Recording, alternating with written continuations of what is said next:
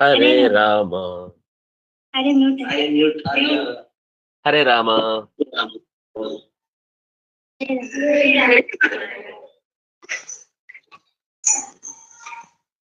ಕೂತ್ಕೊಳ್ಳಿ.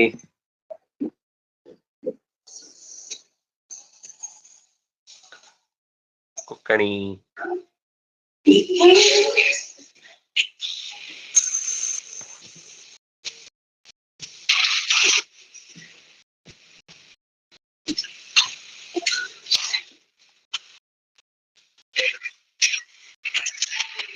ಶ್ರೀ ಗುರುಭ್ಯೋ ನಮಃ. ಹರಿ ಓಂ. ನಾರಾಯಣಂ ಸುರಗುರುಂ ಜಗದೇಕನಾಥಂ ಜನ್ಮಾದ್ಯಸ್ಯ ಯತೋನ್ಮಯಾದಿತರತಶ್ಚಾರ್ಥೇಷ್ವಭಿಜ್ಞಸ್ವರಾಟ್ ತೇನೇ ಬ್ರಹ್ಮಹೃದಾಯ ಆದಿಕವಯೇ ಮುಷ್ಯಂತಿ ಯಂ ಸೂರಯಃ ತೇಜೋ ವಾರಿಮೃದಾಂ ಯಥಾ ವಿನಿಮಯೋ ಯತ್ರ ತ್ರಿಸರ್ಗೋ ಮೃಷಾ ಧಾಮ್ನಾ ಸ್ವೇನ ಸದಾ ನಿರಸ್ತಕುಹಕಂ ಸತ್ಯಂ ಪರಂ ಧೀಮಹಿ ಯಂ ಪ್ರವ್ರಜಂತಮನುಪೇತಮಪೇತಕೃತ್ಯಂ ದ್ವೈಪಾಯನೋ ವಿರಹಕಾತರ ಆಜುಹಾವ ಪುತ್ರೇತಿ ತನ್ಮಯಾತರ ತಂ ಸರ್ವಭೂತ ಹೃದಯಂ ಮುನಿಮಾನತೋಸ್ಮಿ. ನಾರಾಯಣಂ ನಮಸ್ಕೃತ್ಯ ನರಂ ಚೈವ ನರೋತ್ತಮಂ ದೇವೀಂ ಸರಸ್ವತೀಂ ವ್ಯಾಸಂ ತತೋ ಜಯಮುದೀರಯೇ. ಸ್ವಸ್ತ್ಯಸ್ತು ಸತಾಂ. ಹರಿ ಓಂ.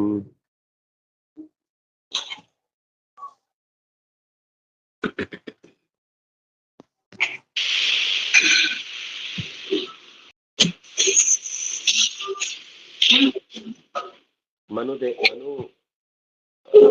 ಅಂದ್ರೆ ಮನ್ವಂತರದ ಅಧಿಪತಿಗಳು ಒಂದೊಂದು ಯುಗದಲ್ಲಿ ಅಂದ್ರೆ ಒಂದೊಂದು ಮನ್ವಂತರದಲ್ಲಿ ಇರ್ತಾರೆ ಅನ್ನೋದನ್ನ ಹೇಳ್ತಾ ಬರ್ತಾ ಇದ್ರು. ಅದರಲ್ಲಿ ಭಕ್ತ ರುದ್ರ ಸಾವರ್ಣಿ, ರಾಜನ್, ದ್ವಾದಶ ಮೂಲ್ ಮನುಹು, ದೇವಾನುಪದಿಪಕ್ಷ ದೇವಶ್ರೇಷ್ಠ ಅಂತ ನೋಡಿದ್ವಿ. ಸಾವರ್ಣಿ ಮನು 12ನೇ ಮನು ಆಗ್ತಾನೆ. ದೇವವಾನ ದೇವಶ್ರೇಷ್ಠ ಮೊದಲಾದವರು 3 ಜನ. ಅಂದ್ರೆ ಇಲ್ಲಿ ಹೆಸರು 3, ಇನ್ನೂ ಅನೇಕ ಜನ ಅವನ ಮಕ್ಕಳಾಗಿ ಕಾರ್ಯಭಾಗವನ್ನು ಮಾಡ್ತಾರೆ ಅನ್ನೋದನ್ನ ಹೇಳಿದ್ರು. 29ನೇ ಶ್ಲೋಕ, 8ನೇ ಸ್ಕಂಧ, 12ನೇ ಅಧ್ಯಾಯ. ತಥಾಮ ತತ್ರೇಂದ್ರೋ ದೇವಾಶ್ಚ ಹರಿತಾದಯ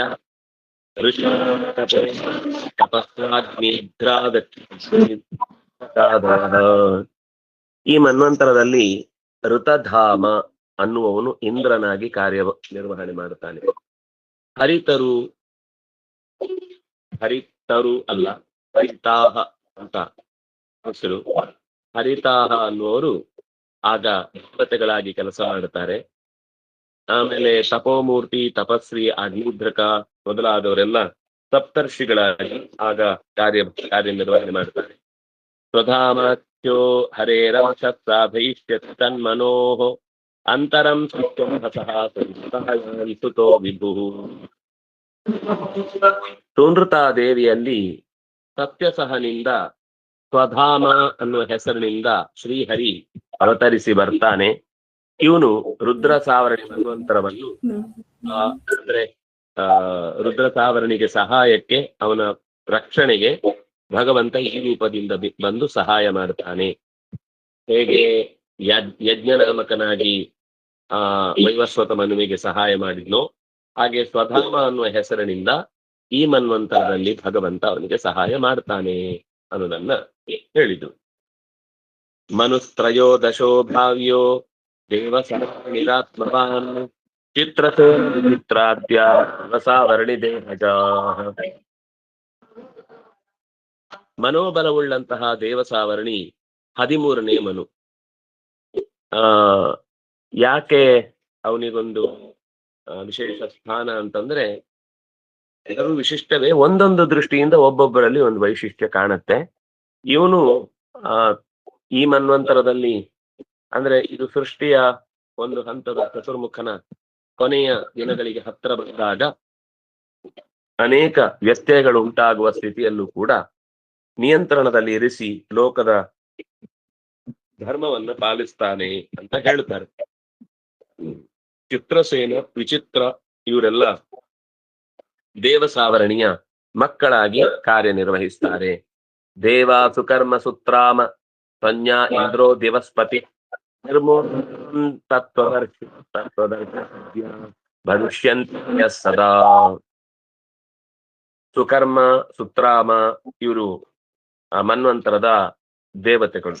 ಹೇಗೆ ಹಿಂದೆ ಹರಿತಾಹ ಅಂತ ಹೇಳಿದ್ರು, ಹಾಗೆ ಸುಕರ್ಮ ಸುತ್ರಾಮ ಅನ್ನುವ ಹೆಸರಿನ ದೇವತೆಗಳು ಇಲ್ಲಿ ಕೆಲಸ ಮಾಡ್ತಾರೆ. ದಿವಸ್ಪತಿ ಅನ್ನುವನು ಆಗ ಇಂದ್ರ ಆಗಿ ಕೆಲಸ ಮಾಡ್ತಾನೆ. ಹೇಗೆ ಹಿಂದೆ ಋತಧಾಮ ಇದ್ನೋ ಹಾಗೆ ಇಂದ್ರ ಈ ಮನ್ವಂತರದಲ್ಲಿ, ಅಂದ್ರೆ ನಿಮ್ಗೊಂದು ಅರ್ಥ ಆಯ್ತು, ಇಂದ್ರ ಅಂದ್ರೆ ಒಬ್ಬ ಅಲ್ಲ ಅವನು. ಇಂದ್ರ ಅಂದ್ರೆ ಪ್ರತಿ ಮನ್ವಂತರದಲ್ಲಿ ಬೇರೆ ಬೇರೆ ಆಗ್ತಾನೆ. ಅದು ಪೋಸ್ಟ್, ಅದೊಂದು ಹೇಗೆ ರಾಷ್ಟ್ರಪತಿ ಅನ್ನೋ ಒಂದು ಪೋಸ್ಟ್ ಇದೆಯೋ ಹಾಗೆ ಆ ಪೋಸ್ಟಿಗೆ ಅವರವರ ಮನ್ವಂತರದ ಕಾಲದಲ್ಲಿ ಅಧಿಕಾರ ಕೊಟ್ಟಂತೆ ಬರ್ತಾರೆ. ಈಗ ಹೇಗೆ ಪುರಂದರ ಇದ್ದಾನೋ ಆಗ ದಿವಸನನ್ನು ಇಂದ್ರನಾಗ್ತಾನೆ. ಆಗ ನಿರ್ಮೋಕ, ತತ್ವದರ್ಶ ಮೊದಲಾದ ಸಪ್ತರ್ಷಿಗಳು ಋಷಿ ಪದವಿಯಲ್ಲಿ ನಿಂತು ಲೋಕಕ್ಕೆ ಜ್ಞಾನದ ಪ್ರಸಾರವನ್ನು ಮಾಡಲಿಕ್ಕೆ ಕಾತರರಾಗಿ ಕೆಲಸ ಮಾಡ್ತಿರ್ತಾರೆ. ದೇವಹೋತ್ರಸ್ಯ ತನಯಃ ಉಪಹರ್ತಾ ದಿವಸ್ಪತೆ ಯೋಗೇಶ್ವರ ಹರೇರಂ ಸತ್ಯಾವಿಶ್ಯತಿ. ದೇವಹೋತ್ರನ ಮಗನಾಗಿ ಬೃಹತೀ ದೇವಿಯಲ್ಲಿ ಶ್ರೀಹರಿಯ ಅಂಶನಾಗಿ ಯೋಗೇಶ್ವರ ಎಂಬ ಹೆಸರಿನಿಂದ ಅವತರಿಸಿ ಬರ್ತಾನೆ. ಅಂದ್ರೆ ಭಗವಂತನ ಅವತಾರ ಈ ಮನ್ವಂತರದಲ್ಲಿ ಯೋಗೇಶ್ವರ ಅನ್ನುವ ಹೆಸರಿನಲ್ಲಿ. ಯತ್ರ ಯೋಗೇಶ್ವರ ಕೃಷ್ಣ ಅಂತ ಬಹುಶಃ ಆ ರೂಪವನ್ನು ಇಲ್ಲಿ ನೆನಪಿಸಬಹುದು. ಮೋಸ್ಟ್ಲಿ ಆವಾಗ ಅವ್ರು ಹೇಳ್ತಾರೆ ಎಷ್ಟು ಹಿಂದಿನಿಂದ ಯೋಗೇಶ್ವರ ರೂಪ ಇತ್ತು ಅಂತ. ಮುಂದಿನ ಆ ಮನ್ವಂತರದವರು ಈ ಕತೆ ಹೇಳುವಾಗ ಗೀತೆ ಅವರ ಕಿವಿಗೆ ಹೀಗೆ ಬೀಳ್ಬಹುದು. ಆಮೇಲೆ ದಿವಸ್ಪತಿಗೆ ಅಂದ್ರೆ ಈ ಇಂದ್ರನಿಗೆ ಐಶ್ವರ್ಯವನ್ನು ತಂದುಕೊಡೋನು ಇದೇ ರೂಪದಿಂದ ಭಗವಂತ. ಅದರಿಂದಾಗಿ ದಿವಸ್ಪತಿ ಅನ್ನೋನು ಹಿಂದೆ ಇಂದ್ರನಾಗಿ ಬಂದಿದ್ನಲ್ಲ, ಇಂದ್ರನ ಪದವಿಯಲ್ಲಿ ದಿವಸ್ಪತಿ ಕೂತಾಗ ಅವನ ಸಂಪತ್ತು ನಷ್ಟವಾದಾಗ ಯೋಗೇಶ್ವರ ಆ ಸಂಪತ್ತನ್ನು ಮರಳಿ ಅವರಿಗೆ ಕೊಡ್ತಾನೆ. ಮನುರುವ ಇಂದ್ರ ಸಾವರ್ಣೆ ಚತುರ್ದಶಮ ಉಚ್ಯೇಷ್ಯತೆ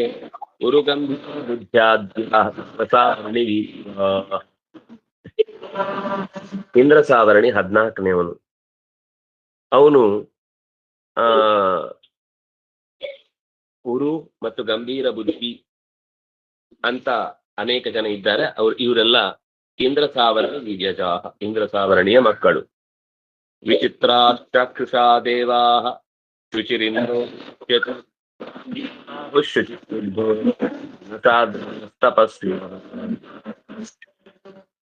ವಿಚಿತ್ರಾಹ ಮತ್ತು ಚಾಕ್ಷುಷಾಹ ಅಂತ ದೇವತೆಗಳ ಗುಂಪು. ಆವಾಗ ಶುಚಿ ಎನ್ನುವನು ಇಂದ್ರನ ಪದವಿಯಲ್ಲಿ ನಿಂತು ಕಾರ್ಯಭಾರವನ್ನು ಮಾಡ್ತಾನೆ. ಆಗ ಅಗ್ನಿ ಬಾಹು ಶುಚಿ ಶುದ್ಧ ಮಾನಸ ಮೊದಲಾದವರೆಲ್ಲ ಆಗ ಸಪ್ತರ್ಷಿಗಳಾಗಿ ಕಾರ್ಯವನ್ನು ನಿರ್ವಹಿಸ್ತಾ ಇರ್ತಾರೆ. ಅಂದ್ರೆ ಒಬ್ಬ ಋಷಿ ಒಬ್ಬ ಶುಚಿ ಇದ್ದಾನೆ, ಇಂದ್ರ ಒಬ್ಬ ಶುಚಿ ಇದ್ದಾನೆ.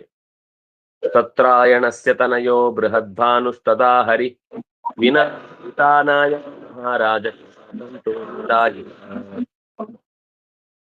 ಈ ಮನ್ವಂತರದಲ್ಲಿ ಮತ್ತೆ ಭಗವಂತ ವಿತಾನಾದೇವಿಯಲ್ಲಿ ಸತ್ರಾಯಣನ ಮಗನಾಗಿ ಬೃಹದ್ಭಾನು ಅಂತ ಅನ್ನುವ ಹೆಸರಿನಿಂದ ಹುಟ್ಟಿ ಬರ್ತಾನೆ. ಈ ಮನ್ವಂತರದಲ್ಲಿ ಅವನೇನ್ ಮಾಡ್ತಾನೆ ಅಂದ್ರೆ ಯಜ್ಞದ ವಿಶೇಷ ಕಾರ್ಯಭಾರಗಳನ್ನೆಲ್ಲ ಮತ್ತೆ ಜಾಗೃತಗೊಳಿಸುವಂತೆ ಮಾಡ್ತಾನೆ. ಕ್ರಿಯಾತಂತೂನ್ ವಿತಾಯಿತ. ಕ್ರಿಯಾತಂತು ಅಂದ್ರೆ ಯಜ್ಞಯಾಗಾದಿಗಳು. ಯಜ್ಞಯಾಗಾದಿಗಳೆಲ್ಲ ಹೆಚ್ಚು ಲೋಕದಲ್ಲಿ ವ್ಯಾಪೃತವಾಗುವಂತೆ, ಪ್ರಸಿದ್ಧಿಗೆ ಬರುವಂತೆ ಮಾಡ್ತಾನೆ ಅಂತ ಇಷ್ಟು ಹೇಳ್ತಾ ಇದ್ದಾರೆ. ಮಹಾರಾಜ ಅಂತ ಸಂಬೋಧನೆ. ಕರೆದ್ರ ರಾಜನ್ ಚತುರ್ದಶೈತಾನಿ ತ್ರಿಕಾಲಾನುಗತಾನಿ ತೇ ಪ್ರೋಕ್ತಭಿರ್ಮಿತ ಕಲ್ಪೋ ಹಸ್ತ್ರವ್ಯಯ. ಓ ರಾಜನೇ, ಹಿಂದೆ ಸರಿ ಈಗ ಯುಗದ ಧರ್ಮವನ್ನ ಹೇಳುವಾಗ ಮೊದಲು ಹಿಂದೆ ಆಗಿದ್ದನ್ನು ಹೇಳಿದ್ರು, ಈಗ ಆಗ್ತಾ ಇರುವುದನ್ನ ಹೇಳಿದ್ರು. ಅಂದ್ರೆ ವೈವಸ್ವತವಾದ ಕಥೆಯನ್ನು ಹೇಳಿದ್ರು. ಮುಂದೆ ಏನೇನಾಗಿದೆ, ತ್ರಿಕಾಲಾನುಗತಾನಿ, ಮೂರೂ ಕಾಲದಲ್ಲೂ ಅನುಗತವಾದಂತಹ, ಅಂದ್ರೆ ಎಲ್ಲಾ ಕಾಲದಲ್ಲೂ ಯಾರು ಸಪ್ತರ್ಷಿಗಳು, ಯಾರು ಇಂದ್ರರು, ಯಾರು ಮನುಗಳ ಮಕ್ಕಳು, ದೇವತೆಗಳ ಹೆಸರೇನು ಅನ್ನುವ ಇಷ್ಟು ವಿವರವನ್ನು ಕೂಡ ಪ್ರೋಕ್ತಾನ ನಾನು ನಿಮ್ಗೆ ಹೇಳಿದ್ದೇನೆ. ಎಲ್ಲವನ್ನು ಬಿಡಿಸಿ ನಿರೂಪಣೆ ಮಾಡಿದ್ದೇನೆ. ಒಟ್ಟು 14 ಮನ್ವಂತರಗಳಿಂದ ಚತುರ್ಮುಖನ ಒಂದು ದಿನ ಕಲ್ಪ ಮುಗಿಯುತ್ತೆ. ಆವಾಗ ಅಂದ್ರೆ ಒಂದು ಹಗಲು ಇಷ್ಟು ಮುಗಿಯುವಾಗ ಒಂದು ಹಗಲು ಮುಗಿಯತ್ತೆ. ಒಂದು ಯುಗ ಈಗ ಎಷ್ಟಾಯ್ತು? ಈಗ ಒಂದು ದಿನದಲ್ಲಿ ಅದಕ್ಕೆ ಅವ್ರು ಹೇಳಿದ್ರು ಯುಗ ಸಾಹಸ್ರ ಪರ್ಯಯ ಪ್ರೋಕ್ತಾನೇಭಿರ್ಮಿತೋ ಕಲ್ಪ ಯುಗ ಸಾಹಸ್ರ ಪರ್ಯಯ.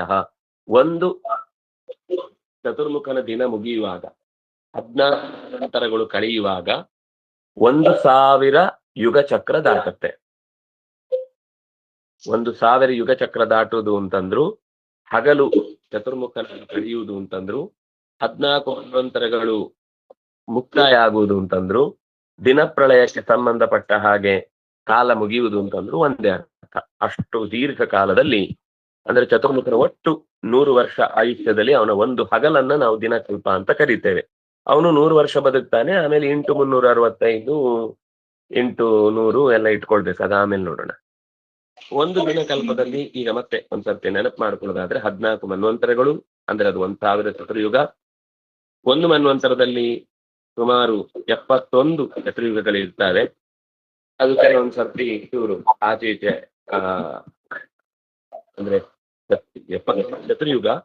ಆ ಯುಗ ಆದ್ಮೇಲೆ ಈ ಸಂಧಿಕಾಲದಲ್ಲಿ ಸ್ವಲ್ಪ ಒಂದೊಂದು ಸಂಧಿಕಾಲ ಸ್ವಲ್ಪ ಹೆಚ್ಚು ಕಮ್ಮಿ ಇರುತ್ತೆ. ಅದಕ್ಕೆ ಅವರು ಸುಲಭ ಮಾಡಿಕೊಟ್ರು ಏನಂದ್ರೆ ಒಟ್ಟು 1000 ಚತುರ್ಯುಗಗಳು ಅಂತ. ಕೆಲವೊಮ್ಮೆ ಏನು 4000 ವರ್ಷಗಳು ಅಂತ ಹೇಳ್ತಾರಲ್ವಾ. ಇದು ಕೃತ 4000 ವರ್ಷ, ತ್ರೇತ 3000 ವರ್ಷ, ದ್ವಾಪರ 2000 ವರ್ಷ, ಕಲಿಯುಗ 1000 ವರ್ಷ ಅಂತೆಲ್ಲ ಹೇಳ್ತಾರಲ್ಲ. ಅಂತಂದ್ರೆ ಅದು ದೇವಮಾನವನ್ನ ಹೇಳಿದ್ದೀವಿ. ದೇವಮಾನ ಅಂತಂದ್ರೆ ನಮ್ಗೆ ಇಲ್ಲಿ 1 ವರ್ಷ ಆಯ್ತು ಅಂತಂದ್ರೆ ಅವ್ರಿಗೆ 1 ದಿನ ಆಗತ್ತೆ. ಉತ್ತರಾಯಣ ಅನ್ನೋದು ಹಗಲು, ದಕ್ಷಿಣಾಯಣ ಅನ್ನೋದು ರಾತ್ರಿ. ಅಷ್ಟು ಸಮಯ ಅವರದ್ದಿರುತ್ತೆ. ಈ ಲೆಕ್ಕದಲ್ಲಿ ಈಗ 4000 ವರ್ಷಗಳನ್ನ ನೀವು ಮಾಡಿದ್ರೆ 4000 ಇಂಟು 360 ಅಂತ ಗುಣಿಸಿ ನೋಡಿದ್ರೆ ನಿಮಗೆ ಮಾಮೂಲು ನಮ್ಮ ವರ್ಷದ ಲೆಕ್ಕಾಚಾರ ಸಿಗುತ್ತೆ. ಸರಿ,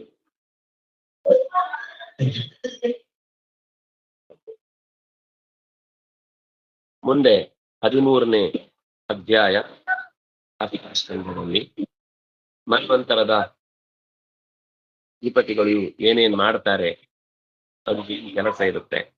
ರಾಜೋವಾಚ ಮನ್ವಂತರೇ ಭಗವಾನ್ ಯಥಾ ಜಯಸ್ಸು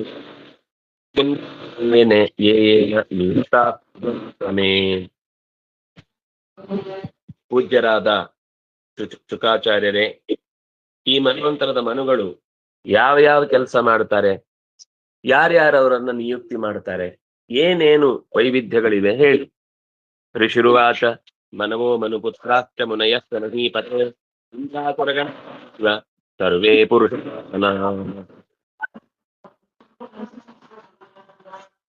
14 ಮನ್ವಂತರದ ಮನ್ವಂತರಾಧಿಪತಿಗಳು, ಆ ಮನ್ವಂತರದ ಅಧಿಪತಿಗಳ ಮಕ್ಕಳಾದ ಮನುಪುತ್ರರು, ಮತ್ತು ಪ್ರತಿ ಮನ್ವಂತರದಲ್ಲಿ 7 ಜನ ಋಷಿಗಳು ಅಂತ ಯಾರು ಜ್ಞಾನದ ಪ್ರಸಾರಕ್ಕಾಗಿ ನಿಯುಕ್ತರಾಗ್ತಾರೋ ಆ ಮುನಿಗಳು, ಮತ್ತು ಪ್ರತಿಯೊಂದು ಮನ್ವಂತರದಲ್ಲೂ ಇಂದ್ರ ಪದವಿಯನ್ನ ಏರುವಂತಹ ವ್ಯಕ್ತಿಗಳು, ಮತ್ತು ಪ್ರತಿ ಮನ್ವಂತರದ ದೇವತಾ ಶಕ್ತಿಗಳು, ಸುರಗಣಗಳು, ಇವರು ಎಲ್ಲರೂ ಕೂಡ ಪುರುಷ ಶಾಸನ ಶ್ರೀಹರಿಯ ಆಜ್ಞೆಗೆ ಅನುಗುಣವಾಗಿ ನಡೀತಾರೆ. ಪುರುಷ ಅನ್ನುವ ಶಬ್ದದ ಅರ್ಥವೇ ಪುರುಷ ಸೂಕ್ತ ಪ್ರತಿಪಾದ್ಯನಾದ ನಾರಾಯಣ.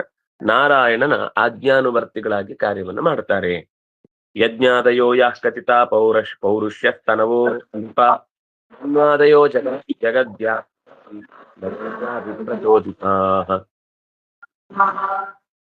ರಾಜ, ನಾನು ನಿನಗೆ ಹಿಂದೆ ಪ್ರತಿ ಮನ್ವಂತರದಲ್ಲೂ ಭಗವಂತ ಬೇರೆ ಬೇರೆ ಅವತಾರಗಳನ್ನು ತಾಳ್ತೇನೆ ಅಂತ ಹೇಳಿದ್ದೆ. ಯಜ್ಞ ಮೊದಲಾದವರನ್ನೆಲ್ಲ ಹೇಳಿದ್ದೆ.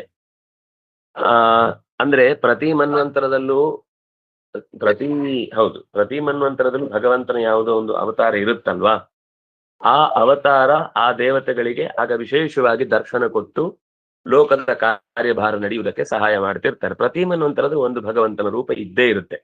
ಅದು ಮನ್ವಂತರಾಧಿಪತ್ಯವನ್ನೇ ವಹಿಸ್ಬೋದು, ಇಂದ್ರನ ಪದವಿಗೆ ಏರಬಹುದು, ಅಥವಾ ಇನ್ನೇನಾದ್ರೂ ಒಂದು ಏನು ಇಲ್ಲದೆ ಇದ್ರೆ ಯಾರೋ ಒಬ್ಬನ ಋಷಿಯ ಮಗನಾಗಿ ಆದ್ರೂ ಬಂದು ಅವರಿಗೆ ಬೇಕಿರುವಂತಹ ಅನುಕೂಲವನ್ನು ಮಾಡಿಕೊಡ್ಲಿಕ್ಕೆ ಬರ್ತಾರೆ.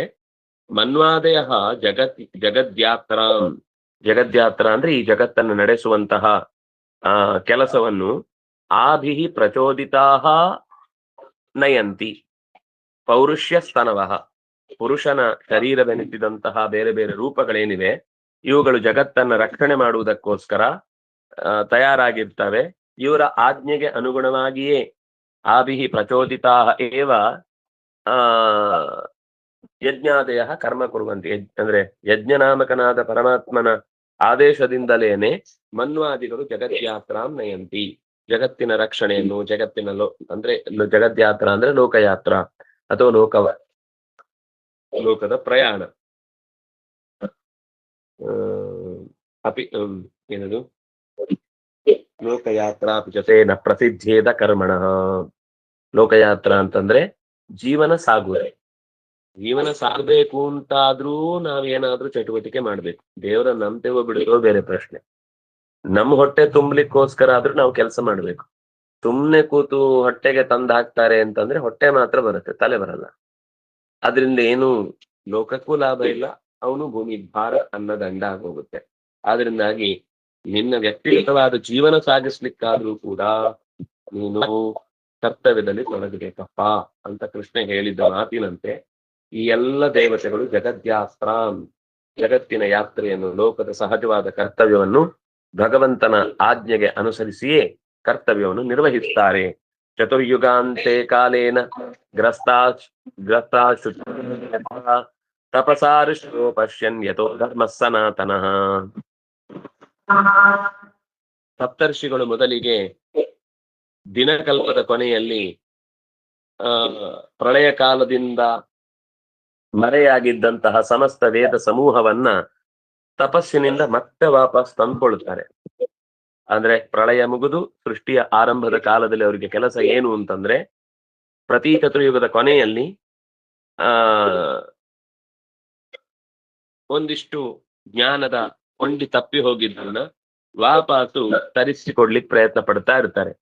ಈ ವೇದಗಳಿಂದಲೇನೆ ತತ್ತತ್ ಕಾಲದಲ್ಲಿ ಮತ್ತೆ ಮತ್ತೆ ಅವರು ಲೋಕದ ಜನರಿಗೆ ಅನುಸರಿಸಲಿಕ್ಕೆ ಬೇಕಾದ ರೀತಿಯ ಪ್ರಮಾಣ ಗ್ರಂಥಗಳನ್ನಾಗಿ ಆಕರಗಳನ್ನಾಗಿ ಮಾಡಿಕೊಡುವುದರಿಂದಲೇನೆ ಸನಾತನ ಧರ್ಮ ಅನ್ನೋದು ಉಳಿತಾ ಹೋಗುತ್ತೆ. ಅದನ್ನ ಅನುಷ್ಠಾನ ಮಾಡ್ತಾ ಹೋದ ಹಾಗೆ ಚೆನ್ನಾಗಿ ಅವನು ಪಾಲನೆ ಮಾಡುವುದು ಸುಲಭವಾಗುತ್ತೆ. ತಥೋ ಧರ್ಮಂ ಚತುಷ್ಪಾದಂ ಮನವೋ ಹರಿಣೋದಿತಾ ಯುಕ್ತಾ ಸಂಚಾರಯಂತ್ಯಜ್ಞಾ ಸ್ವೇ ಸ್ವೇ ನೃಪಾಃ. ಈ ಧರ್ಮಕ್ಕೆ 4 ಕಾಲು: ತಪಸ್ಸು, ಶುಚಿ, ದಯೆ, ಸತ್ಯ. ಶುಚಿ ಅಂದ್ರೆ ಶೌಚ, ತಪಸ್ಸು, ದಯೆ, ಸತ್ಯ. ಈ 4 ವಿಶಿಷ್ಟವಾದ ಪಾದಗಳಿಂದ ಧರ್ಮ ಓಡಾಡ್ತಾ ಇರುತ್ತೆ. ರಾಜರು ಅಂದ್ರೆ ಮನ್ವಂತರಾಧಿಪತಿಗಳು ಯಾರ್ಯಾರಿದ್ದಾರೋ ತಮ್ಮ ತಮ್ಮ ಮನ್ವಂತರದ ಕಾಲದಲ್ಲಿ ಮನಸ್ಸಿಟ್ಟು ಈ ಧರ್ಮವನ್ನ ಈ 4 ಕಾಲಿನಿಂದ ನಡೆಯುವ ಹಾಗೆ ಮಾಡ್ತಾರೆ. ಚೆನ್ನಾಗಿ ಅದನ್ನ ಲೋಕದಲ್ಲಿ ಪ್ರಚುರಪಡಿಸ್ತಾರೆ, ಪ್ರಸಾರ ಮಾಡ್ತಾರೆ. ಇದು ಅವರಿಗೆ ಕೆಲಸವೇ ಅದು. ಮನುಧರ್ಮ ಅಂದ್ರೆ ಎಲ್ಲ ಮನುಷ್ಯರೂ ಬದುಕಲಿಕ್ಕಾಗುವಂತಹ ರೀತಿಯ ಎಚ್ಚರಿಕೆಯನ್ನ ಕೊಡ್ತಾರೆ. ಹಾಗಾಗಿ ನಮ್ಗೆ ತಿಳಿಯದೆ ಏನೂ ಓದದೆ ಮನುಸ್ಮೃತಿಯನ್ನು ಬೆಂಕಿಗೆ ಹಾಕಿ ಅಂತ ಬಡ್ಕೊಳ್ಳೋರಿಗೆ ಒಂದ್ಸತಿ ಆದ್ರೂ ತೆಗೆದು ನೋಡಿದೀರಾ ಅಂತ ಕೇಳಿದ್ರೆ ಅದರ ಹತ್ರ ಏನು ಉತ್ತರ ಇಲ್ಲ. ಒಂದು ಕಾಲಕ್ಕೆ ಹೊಂದದ ಕೆಲವು ಸಂಗತಿಗಳಿರ್ಬೋದು, ಋಷಿಗಳು ಅದನ್ನ ಆಮೇಲೆ ಅಮೆಂಡ್ ಮಾಡ್ತಾ ಹೋಗ್ತಾರೆ. ಅದು ಬದಲಾಗತ್ತೆ. ಘರ್ಷಣೆ ಆಗುದಕ್ಕೇನೆ ಕೆಲವೊಂದ್ ಸರ್ತಿ ಜೋರಾದ ವಿಪ್ಲವಗಳು ಉಂಟಾಗ್ತವೆ. ಯಾರೋ ಒಬ್ರು ಮತ್ತೆ ಜ್ಞಾನಿಗಳು ಬರ್ತಾರೆ, ಅದರ ಚಿಂತನೆಯನ್ನು ಏನ್ ಕೊಟ್ರು ಕೂಡ ಪ್ರಶ್ನೆ ಮುಗಿಯುವುದೇ ಇಲ್ಲ. ಹೀಗೆ ಯಾಕೆ ಮಾಡಿದ್ರು ಅಂತಂದ್ರೆ, ಆಯ್ತು ನಿಮ್ಗೆ ಹಾಗೆ ಹೇಳಿದ್ರಲ್ಲ ಅಂತ ಇನ್ನೊಂದ್ ಮಾಡಿದ್ರೆ, ಅದ್ಯಾಕೆ ಮಾಡಿದ್ರು ಮತ್ ಪ್ರಶ್ನೆ ಬರುತ್ತೆ. ಇದು ಮುಗಿಯದ ಪ್ರಶ್ನೆ. ನಮಗೆ ಸಮಾಜದ ನೆಮ್ಮದಿ ಉಳಿಬೇಕು, ಯೋಗ್ಯರಿಗೆ ಸರಿಯಾದ ಆ ಆಶ್ರಯ ಸಿಗಬೇಕು, ಅವಸ್ಥೆಗೆ ಅವಕಾಶ ಸಿಗಬೇಕು. ಅದು ದೇವರಿಗೆ ಗೊತ್ತು, ಋಷಿಗಳಿಗೂ ಗೊತ್ತು ಯಾವ ಕಾಲಕ್ಕೆ ಏನೇನು ಬೇಕು ಅಂತ. ಅದನ್ನು ಬದಲಾಯಿಸ್ತಾರೆ. ಹಾಗಾಗಿ ಎಲ್ಲಾ ಕಾಲಕ್ಕೂ ಒಂದೇ ತರದ ಸ್ಮೃತಿ ಗ್ರಂಥಗಳನ್ನು ಹೇಳಲಿಲ್ಲ ಅವರು. ಬೇರೆ ಬೇರೆ ಕಾಲಕ್ಕೆ ಬೇರೆ ಬೇರೆ ಗ್ರಂಥಗಳನ್ನು ಹೇಳ್ತಾರೆ. ಆಯುಷ್ಯದ ಮಿತಿಯನ್ನು ನೋಡ್ತಾರೆ, ಜ್ಞಾನದ ಮಿತಿಯನ್ನು ನೋಡ್ತಾರೆ. ಈಗ 1000 ವರ್ಷ ಹೋಮ ಮಾಡಬೇಕು ಅಂತ ಹೇಳಿದ್ದು ಅದು ಕಲಿಯುಗಕ್ಕಲ್ಲ. ಕಲಿಯುಗದಲ್ಲಿ 1000 ದಿನ ಬದುಕುದೇ ದೊಡ್ಡ ಕಷ್ಟ ಇದೆ. ಅಂತದ್ರಲ್ಲಿ 1000 ವರ್ಷ ಅಂತಂದ್ರೆ ಅವ್ರು ಸುಮ್ನೆ ಆಯ್ತು ಅಂತ ತಲೆ ಅಲ್ಲಾಡಿಸಿ ಬಿಟ್ಟು ಹೋಗ್ಬೇಕಷ್ಟೇ.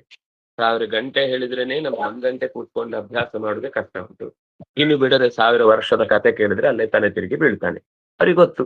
ಅದನ್ನು ಕಲಿಯುಗಕ್ಕೆ ಹೇಳಲೇ ಇಲ್ಲ. ಸಹಸ್ರ ಸಮಮಾಸತ ಅಂತ ಹೇಳಿದ್ದು ಆ ಕಾಲದ ಯಜ್ಞದ ಪ್ರಕ್ರಿಯೆಯನ್ನ ಹೇಳಿದ್ದು. ಕೆಲವೊಂದ್ ಸರ್ತಿ ಸಮ ಅನ್ನೋದಕ್ಕೆ ಬೇರೆ ಅರ್ಥ ಅಂತಾರೆ. ಸಮ ಅಂದ್ರೆ ಮಾಸ ಅಂತ ಅರ್ಥ. ನೀವು ಅದನ್ನ 1000 ವರ್ಷ ಅಂತ ಅನ್ಕೊಳ್ಬೇಡಿ. ಅಲ್ಲ ಒಬ್ನೇ ಹೇಗ ಮಾಡ್ತಾನೆ ಅಂತಂದ್ರೆ, ಒಬ್ನೇ ಮಾಡುದಲ್ಲ. ಕೆಲವು ಸಂದರ್ಭದಲ್ಲಿ ಏನಾಗುತ್ತೆ ಅಂದ್ರೆ ಅವರು ತಲೆಮಾರುಗಟ್ಲೆ ಮಾಡ್ಕೊಂಡು ಬರ್ತಾರೆ. ಒಬ್ಬ ಮಾಡ್ತಾನೆ, ಬದುಕಿನುದ್ದಕ್ಕೂ ಎಷ್ಟು ಸಾಧ್ಯವೋ ಅಷ್ಟು ಮಾಡ್ತಾನೆ. ಈಗ ಸಾಗರ ಮಾಡಿದ ನಂತರ ಅಂಶುಮಾನ ಆದ್ಮೇಲೆ ದಿಲೀಪ ಆದ್ಮೇಲೆ ಭಗೀರಥ, ಹೀಗೆ ಪ್ರಯತ್ನ ಪಟ್ಟುಕೊಂಡು ತಪಸ್ಸು ಮುಂದುವರಿಸ್ಕೊಂಡು ಬರ್ಲಿಲ್ವಾ? ಹಾಗೆ ಮನ್ವಂತರಗಳ ನಡುವಿನ ವ್ಯವಸ್ಥೆಯನ್ನು ನೋಡಿಕೊಂಡು ಋಷಿಗಳು ತತ್ತತ್ಕಾಲದ ವೈಶಿಷ್ಟ್ಯಗಳನ್ನ ನಿರೂಪಿಸ್ತಾರೆ. ಅದರಿಂದ ಸನಾತನ ಧರ್ಮದ ಚಿಂತನೆ ಉಳಿಯತ್ತೆ. ಪಾಲಯಂತಿ ಪ್ರಜಾಪಾಲ ಯಾವದಂತಂ ವಿಭಾಗಶಃ ಯಜ್ಞ ದೇವಾಗಿ.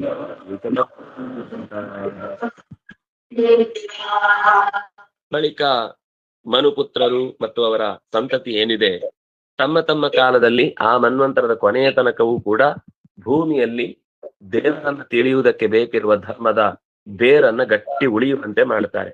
ಆ ಕಾಲದ ದೇವತೆಗಳ ಗುಂಪು ಮತ್ತು ಋಷಿಗಳು ಇವರೆಲ್ಲ ಪರಸ್ಪರ ಸಹಾಯ ಮಾಡಿಕೊಂಡು ದೇವ ಸಮೂಹಗಳು, ಅದರಲ್ಲಿ ವಿಶೇಷವಾಗಿ ಯಜ್ಞ ಭಾಗ ಭುಜ, ಯಜ್ಞದ ಭಾಗವನ್ನ ಸ್ವೀಕಾರ ಮಾಡ್ತಾರೆ ಅಂತ ಹೇಳ್ತಾರೆ. ಇಂದ್ರೋ ಭಗವತ ಸತ್ತಾಂ ತ್ರೈಲೋಕ್ಯಂ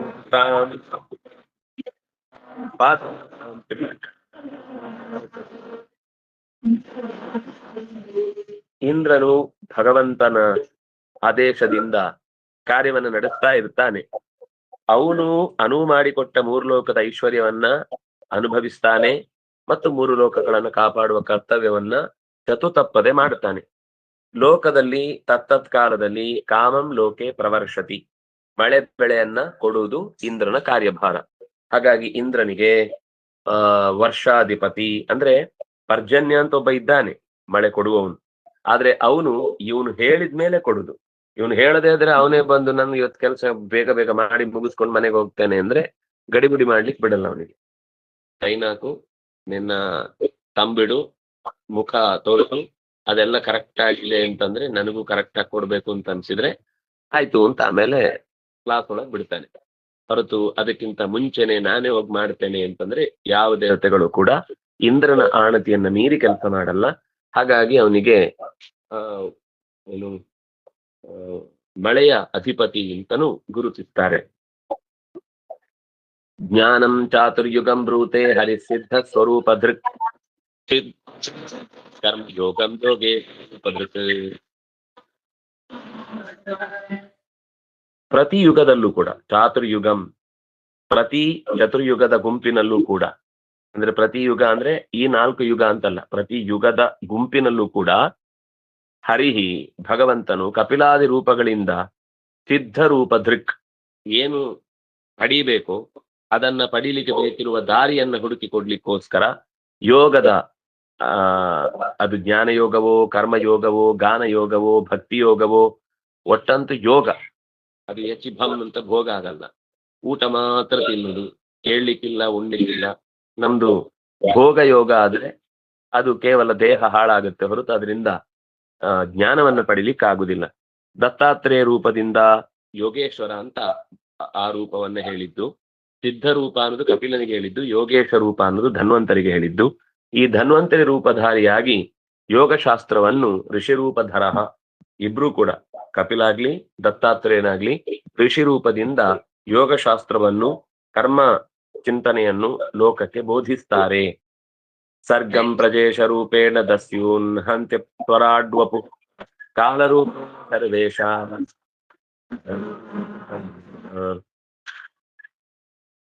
ದಕ್ಷ ಮುಂತಾದ ಪ್ರಜಾಪತಿಗಳಲ್ಲಿ ಭಗವಂತ ನೆಲೆಸಿ ವಿಶೇಷವಾಗಿ ಲೋಕದಲ್ಲಿ ಪ್ರವೃತ್ತಿ ಮುಂದಾಗುವುದಕ್ಕೆ, ಸಂತತಿ ಮುಂದಾಗುವುದಕ್ಕೆ ಕಾರಣನಾಗ್ತಾನೆ. ಇಂದ್ರನಲ್ಲಿ ನಿಂತು ಅಸುರರನ್ನು ಸಂಹಾರ ಮಾಡುತ್ತಾನೆ. ಕಾಲನಲ್ಲಿ ನಿಂತು ದುಷ್ಟರ ಸಂಹಾರಕ್ಕಾಗಿ ತಮೋಗುಣವನ್ನ ಪ್ರಚುರಪಡಿಸ್ತಾನೆ. ಪೃಥಕ್ ಗುಣ, ಅವರವರ ಒಳಗೆ ಇರುವಂತಹ ತತ್ಕಾಲದ ಗುಣದ ಪ್ರಭಾವವನ್ನ ಸ್ವತಃ ಭಗವಂತನೇ ನಿಂತು ನಡೆಸ್ತಾನೆ. ತೂಯಮಾನೋ ಜನೈರೇಭಿರ್ ಮಾಯಜಾ ನಾವರೂಪಯ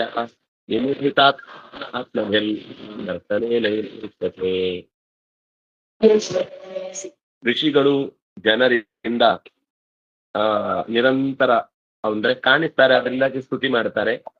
ಲೋಕದ ಸಾಮಾನ್ಯ ನಾಮವನ್ನೇ ಇಟ್ಟುಕೊಂಡು ಅವರಿಗೆ ಲೋಕದ ಸಾಮಾನ್ಯ ವ್ಯಕ್ತಿಯಂತೆ ಕೆಲವೊಮ್ಮೆ ಕಾಣಿಸಿಕೊಳ್ತಾನೆ. ಅಚಿಂತ್ಯವಾದ ಅವನ ಮೋಹಕ ಶಕ್ತಿಯಿಂದ ಕೆಲವೊಮ್ಮೆ ದೇವರು ಅಂತ ಗೊತ್ತಾಗಲ್ಲ, ಮಕ್ಕಳಂತೆ ಮನುಷ್ಯರಂತೆ ಏನೇನೋ ಆ ಸಾಮಾನ್ಯ ವರ್ತನೆಯನ್ನ ತೋರಿಸಿ ಅವರಿಗೆ ವಿಮೋಹಿತಾತ್ಮವಿಧಿ ಏನು ಅಂತ ಅರ್ಥ ಆಗದಂತೆ ಮಾಡಿ, ಅಂದ್ರೆ ಇದು ದತ್ತಾತ್ರೇಯನ ರೂಪದಿಂದ ಆಗುವಂತಹ ವ್ಯವಸ್ಥೆಯನ್ನ ಇಲ್ಲಿ ಹೇಳುತ್ತೆ. ಅವನನ್ನ ತಪ್ಪಾಗಿ ತಿಳ್ಕೊಂಡು ಈ ವಿಚ್ ಕ್ರಾಫ್ಟ್ ಅಥವಾ ಇನ್ನೇನೇನೋ ಅವ್ಯವಸ್ಥೆಗಳನ್ನೆಲ್ಲ ಮಾಡ್ಕೊಳ್ತಾರಲ್ಲ, ಅದೆಲ್ಲ ಈ ರೂಪದಿಂದ, ಅಂದ್ರೆ ಅಂಥವರಿಗೆ ಅದೇ ಜ್ಞಾನ ಬೇಕು ಅಂತ ಕಾಯೋರಿಗೆ ಆ ಜ್ಞಾನವನ್ನ ಕೊಡುವಂತಹ ಕೆಲಸವನ್ನ ದತ್ತಾತ್ರೇಯ ರೂಪದಿಂದಲೂ ಮಾಡ್ತಾನೆ. ಅದು ರೂಪ ಕರೆಕ್ಟ್ ಇದೆ, ಆದ್ರೆ ನಮ್ಗಿಂತ ಬೇಕು ಅಂತ ಬಯಸೋರಿಗೆ ಅಂಥದ್ದನ್ನೇ ಕೊಡ್ತಾನಷ್ಟೆ. ಏತತ್ ಕಲ್ಪ ವಿಕಲ್ಪಸ್ಯ ಪ್ರಮಾಣಂ ಹರಿಕೀರ್ತನಂ ಕೀರ್ತಿತಂ ಹೋಗಿ.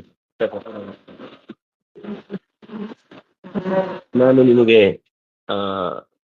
ಇನ್ನು ಅವಾಂತರವಾದ ಕಾಲದ ವಿಭಾಗಗಳ ಪರಿಮಾಣವನ್ನ ಹೇಳಿದ್ದೇನೆ. ಪ್ರತಿ ಅವಾಂತರ ವಿಭಾಗ ಮಾಡುವಾಗ ದೇವತೆಗಳು ಏನೇನು ಅಂತ ಹೇಳಿ ಆಗಿದೆ. ಪುರಾಣಜ್ಞರು ಅದನ್ನೇ ಬೇರೆ ಬೇರೆ ರೀತಿಯಲ್ಲಿ ಹೇಳ್ತಾರೆ. ಚೂರು ಹೆಚ್ಚು ಕಮ್ಮಿ ಆದ್ರೆ ಅದರ ಹಿನ್ನೆಲೆ ಏನು ಅಂತ ತಿಳ್ಕೊಳ್ಬೇಕು. ಒಂದಕ್ಕೊಂದು ವಿರುದ್ಧ ಅಲ್ಲ, ಅದು 14 ಮನ್ವಂತರ ಇದೆ ಅನ್ನೋದು ಸ್ಪಷ್ಟ. ಅದಕ್ಕೆ ತಕ್ಕಂತೆ ಆ ಕಥೆಗಳನ್ನೆಲ್ಲ ಮುಂದೆ ಹೇಳಿದ್ದು ಅಥವಾ ಹಿಂದೆ ಬಂದು ಹೋದದ್ದನ್ನೆಲ್ಲ ಸರಿಯಾಗಿ ಗಮನಿಸಬೇಕು ಅಂತ ಹೇಳ್ತಾನೆ ಅನ್ನುವನಿಗೆ 13ನೇ ಅಧ್ಯಾಯ ಮುಕ್ತಾಯ ಆಗುತ್ತೆ. ಮುಂದೆ ಈ ಮನ್ವಂತರದ ಹಿಂದಿನ ಕಥೆಯನ್ನೆಲ್ಲ ಹೇಳಿ ಬಂದು ಮುಂದೆ ಒಂದು ವಿಚಿತ್ರವಾದ ನಡೆಯುತ್ತೆ. ನಾಳೆ ಅದರ ಸಂಧಾನ ಮಾಡೋಣ ಅಂತ ಹೇಳ್ತಾ, ಕಾಯೇನ ವಾಚಾ ಮನಸೇಂದ್ರಿಯೈರ್ವಾ ಬುದ್ಧ್ಯಾತ್ಮನಾ ವಾ ಸ್ವಭಾವ